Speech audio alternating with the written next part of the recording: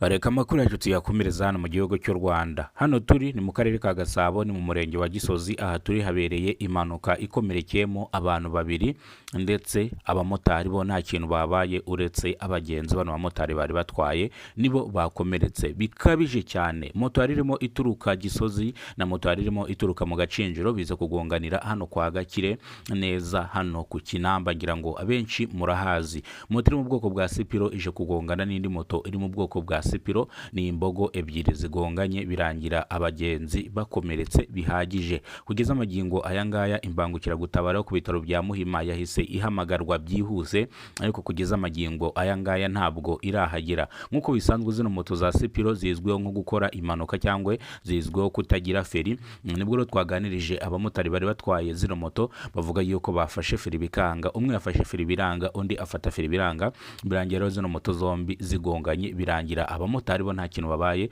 uretse ko abagenzi bo bakomeretse. Kugeza izi saka zibari bagiyemo kahagaze bitewe n'ukuntu bakomeretse bihagije.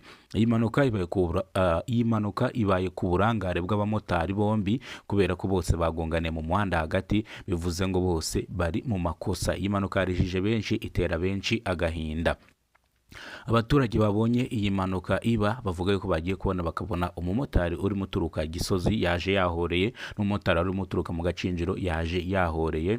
Ni mu gihe rero byahise bigonganiramo hano hagati. Izi moto za Sipiro mu buzima busanzwe zizwiho gukora impanuka zikomeye cyane, ndetse bamwe bagapfa abandi bagakomereka cyane, ariko impanuka ibaye none aha ngaha nta muntu wigize upfa, ndetse bakomeretse gakenya. Imbangukiragutabara ku bitaro bya Muhima iri guhamagarwa kugira ngo ihaze abo ngabo bakomeretse bavurwe, ndetse polisi ishinzwe impanuka nayo yahamagawe, ariko ntabwo irahagera amagingo aya ngaya. Iyi mpanuka ibaye ku itariki 11 z'ukwezi kwa 4 2026.